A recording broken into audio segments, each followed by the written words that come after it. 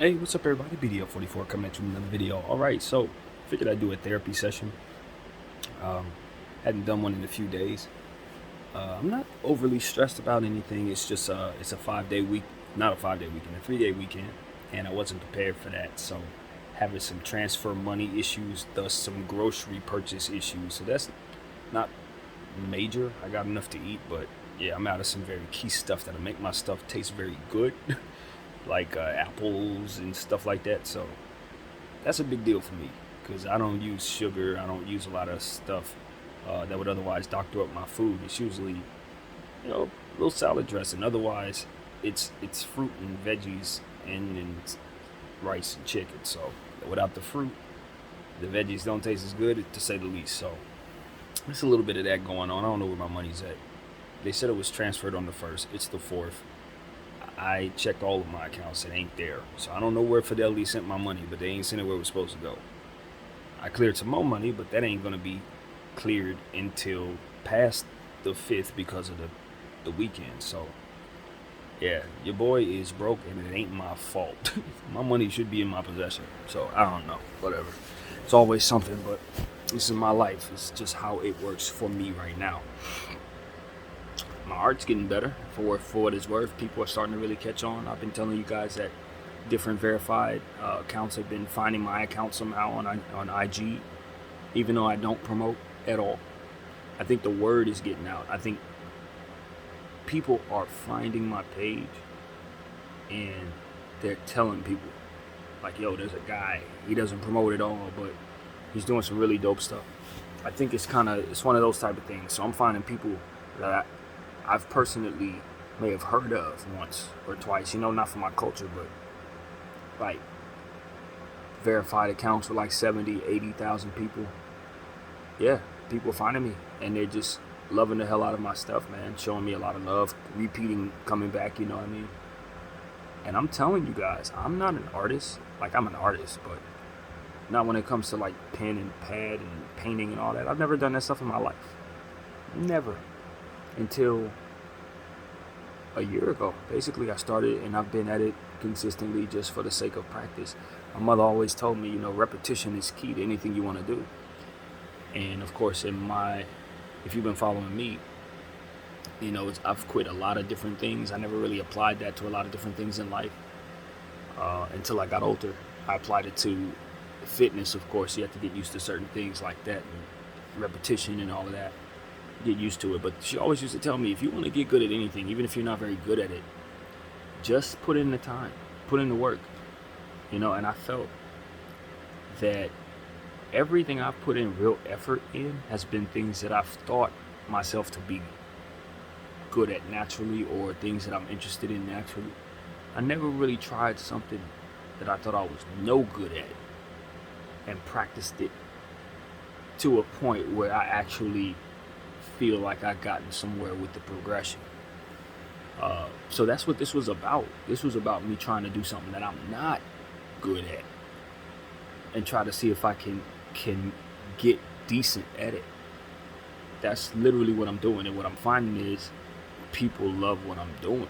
It's like, that wasn't the goal. I didn't think it was going to be like that. My thing was to just start the process of trying to find a way to end some of my stresses and ultimately cope with a very, very, very difficult mental health reality for myself at all times. And I've always felt myself to have some creative, ability with like colors and things like that, but I've never tested it out. You know what I mean? I'm one of those people who never really tested out any of those artistic aspects of his life, including, to be honest with you, fashion.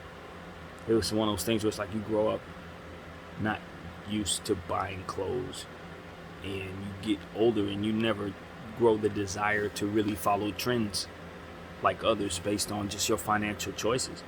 I wouldn't even say I was too broke to buy clothes, because there's been times in my life where I could have totally went crazy and bought clothes, but I just, for whatever reason, when I do have the money to go out and do all that visual clothing shopping, that the whole fashion thing, I usually just spend my money on other stuff. I would usually be the guy that would spend thousands of dollars on music. Like, when I got some money as a kid, while everybody else was buying Jordans and stuff like that, I was going to Amoeba Records, spending $100, $200 a week. It's like literally a week on CDs. Like, that was my thing.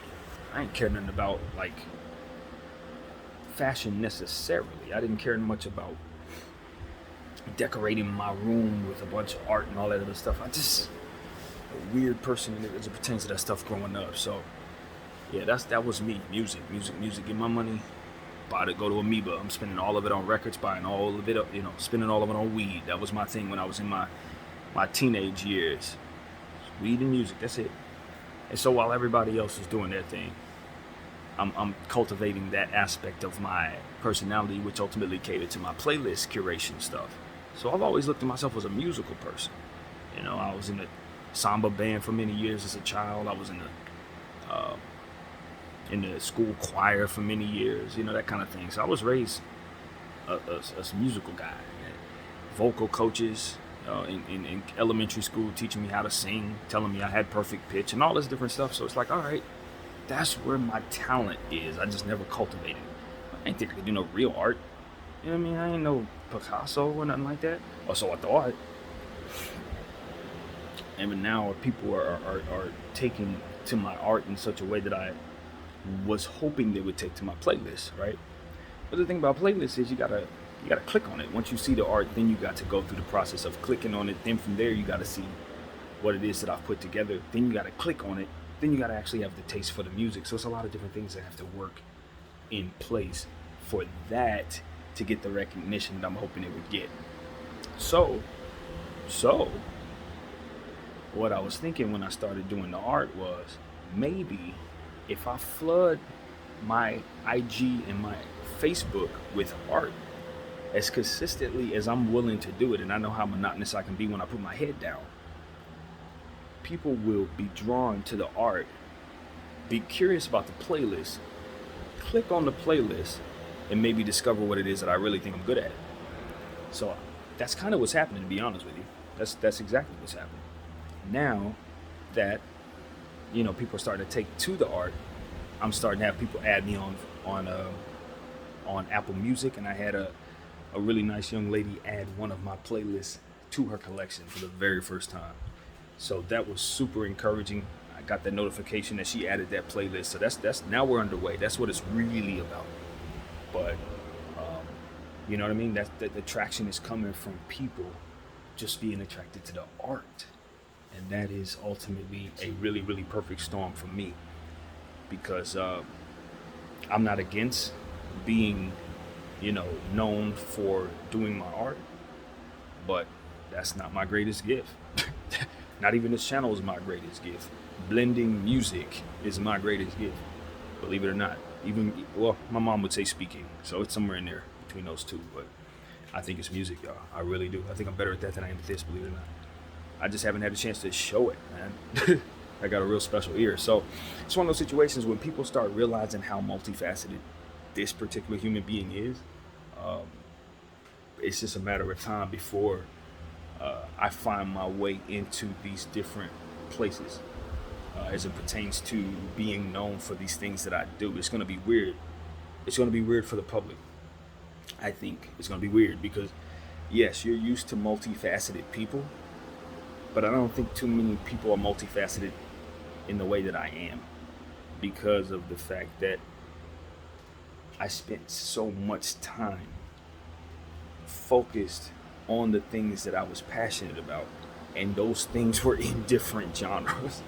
Like, I'm super passionate, obviously, about NBA basketball to the point where I know far more than I should, basically, right? But then you look and you play on these playlists, you're like, yo, this dude also has such and such. Almost 1,000 playlists of music. You know what I mean? Almost 1,000 playlists of modern music, old music, all kind of different stuff in different genres that is blended in a cohesive way. Like, very, very cohesive way. And the people who like what it is that I do gonna know me for that. Like, that's kind of how this is gonna go. Some people are going to know BDF 44 and they're not going to know BDF. Some people are going to know the artist BDF because they're going to see the art but they're not going to know me for the sports. And it's going to be one of those situations where it's going to be like, yo, you're the same guy. That's what's about to happen to the world as it pertains to myself. That's exactly what I want this to be. I want it to be one of them situations. They're like, you're the same guy. So you're telling me you're also the sports guy, and you're the art guy, and you're the music guy? Yes. Yes, I am. I do all three, and I do all three at a very, very, very high level, in my opinion. Very confident in all three at this point. So that's what it's about.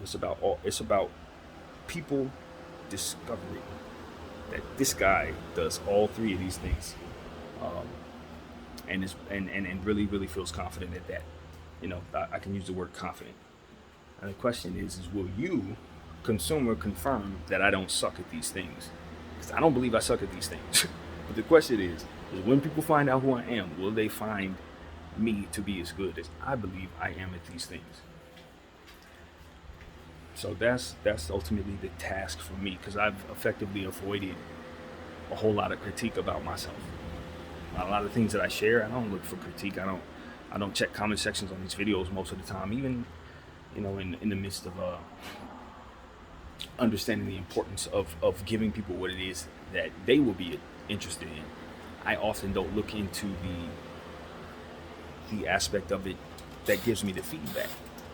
But my mindset is that I trust myself. I trust my talent, right? I trust my intuition as it pertains to being able to stay true to myself. And in staying true to myself, whoever is attracted to what it is that I do will just automatically be there. That's kind of how I look at it. I don't really worry too much about whether or not I'm going to connect with you.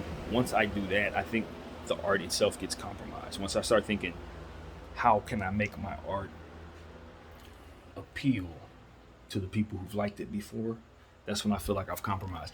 I found myself actually doing that with one of my pieces yesterday. I realized that a certain set of people liked a certain type of piece.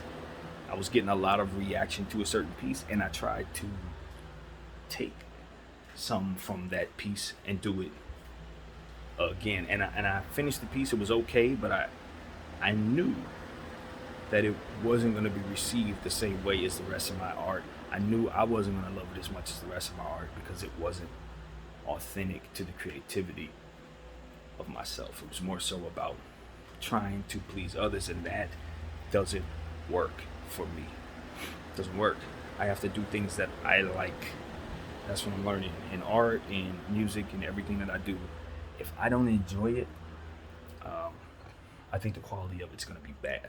That's how I look at it. Doesn't necessarily mean you won't enjoy it. It just means that I don't think it's going to be up to good as it pertains to quality. So that's my little artistic conversation for now. I'll give that 12 minutes enough of that. All I got to say is I'm very thankful that everybody's checking out my channel. And I do encourage you to go check out at BDF Apple Music. Check out those playlists if you're interested in the type of music I like. And of course, check out my IG at BDF. I believe it's at BDF 44. I think that's how I did IG. Yeah, check BDF 44. And it's under my real full government name, man. You guys can follow me there.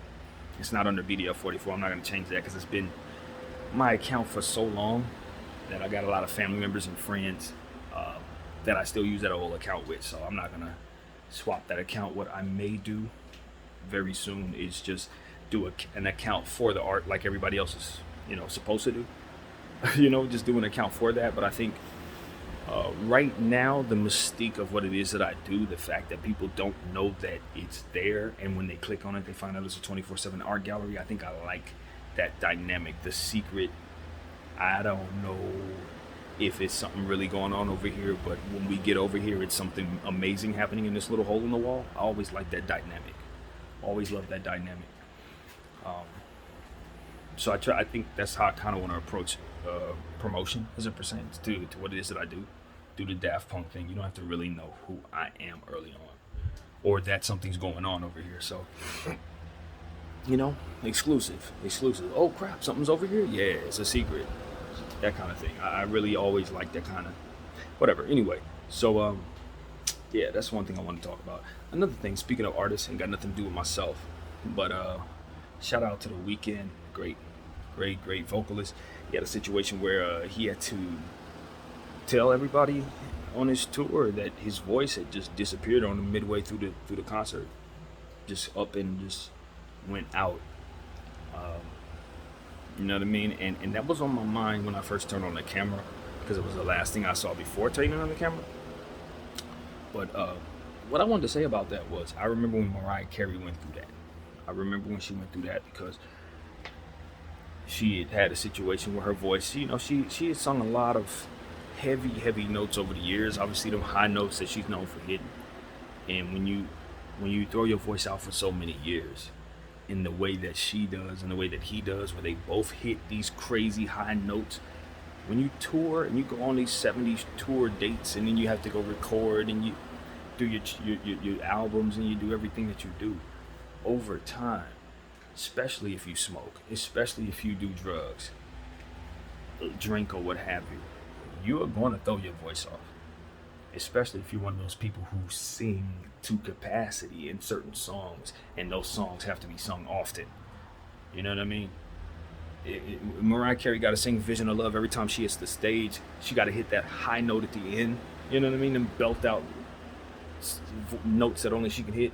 The Weeknd has some of those too, where he's screaming to the top of his lungs, using his pitch to the highest order. You know, he's one of those guys that have massive, ridiculous range. You know what I'm saying? Like way out of here range. But the problem is you gotta lip sync, bro.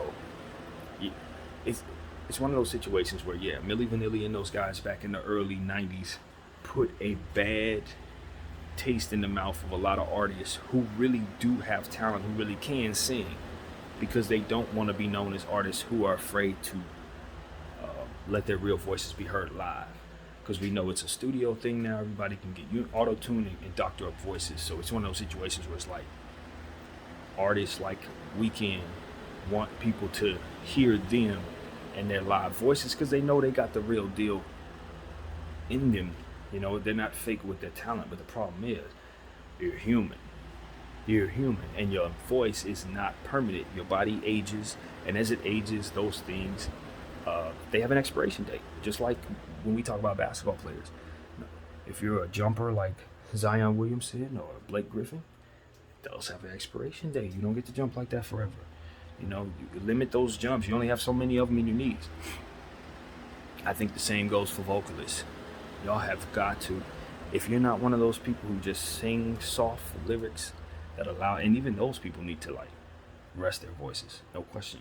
But if you're one of those vocalists who scream to the top of their lungs, you got to do some of everything to keep your voice healthy, including throwing out some of them vices that ultimately keep you happy. You know what I mean? Those things got to go to preserve the body. If you're a vocalist that belts out them long notes and high notes and all this other range stuff, yeah, man, you're going to get on stage one random day, just like Weeknd did, just like Mariah did, and your voice is not going to be there. Your trusty voice is just not going to be there. You got to protect it. You got to do the various things that people do to protect their voice, the mist, you know, the tea and all that other stuff that people use. But also, you just got to lip sync, bro. That's what it really comes down to. You got to lip sync in necessary situations. Yeah, can you sing? Yes. That's your voice you lip syncing over, so it ain't nothing to prove. You know what I mean? Lip sync, man. Preserve your voice so that when it's time to really sing, you can still do it. But if you sing that high note every single time, and you doing 70-day tours, and then you got all this and that to do with your voice, and then you're just not getting enough rest, and all, you're gonna wake up one day and the voice just ain't gonna be able to hit the notes.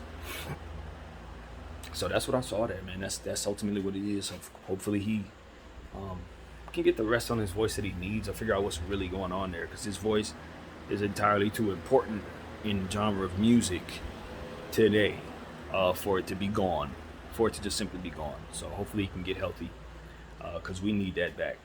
And you know, just from a preferential point of view, I think the Weeknd, he's taken his music to a place where he's fully machine pop, and he needs to get out of that too. That's just my own personal opinion.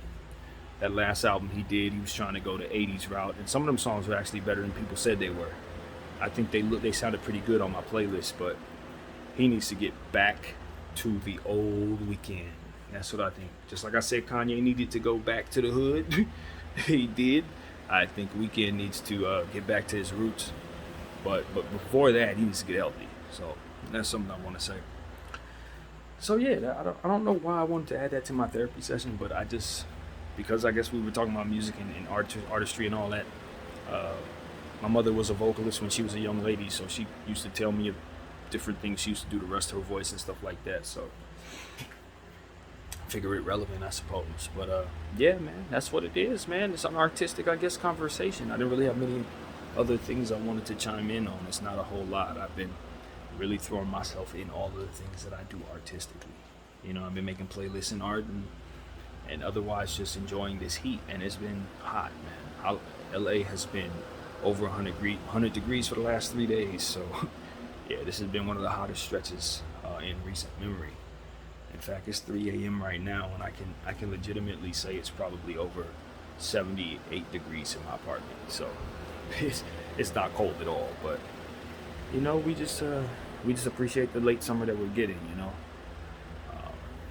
No complaints. I just would love for this heat to cool off just a little bit, just a little cooler than it is. But this has been a good summer stretch. So yeah, hope all you guys are enjoying yourselves. Thank you for listening and paying attention to what it is that I do here. I encourage everybody to go check out some of those old previous therapy sessions to see the progress. There was a time about a year ago where I was singing a very different tune, but I was hopeful to be where I'm at right now.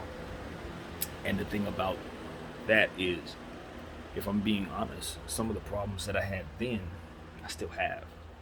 Some of those things are still in place based on the nature of what it is that my lifestyle's about right now. But I handle those things in a way that doesn't allow me to be as stressed about them.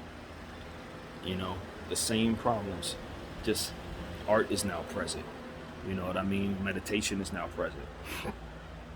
And those two things have kind of taken away some of the pain, I guess you could say, and the agony or the frustration or the antsiness or whatever those negative feelings would be. It's kind of taking those and giving me something to look forward to every day, giving me something to be proud of every day, giving me some production to see within my time in life. It's not just doing and nothing. And so that's a big deal. And I'm definitely encouraging everybody to see the progress, see how far I've come from when I started doing these therapy sessions.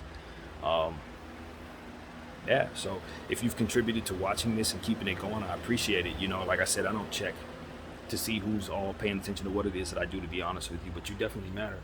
You know what I mean? You definitely matter. I'm going to keep doing these things.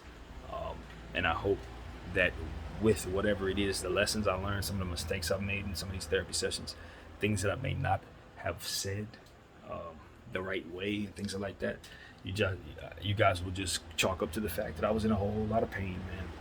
Whole lot of pain, whole lot of confusion, and there's still a lot to be sorted through, but I can honestly say that the healing process has definitely been a good one, and we're in a much better place with coping with stuff, so that's what I can say, man. That's what I got from my therapy session.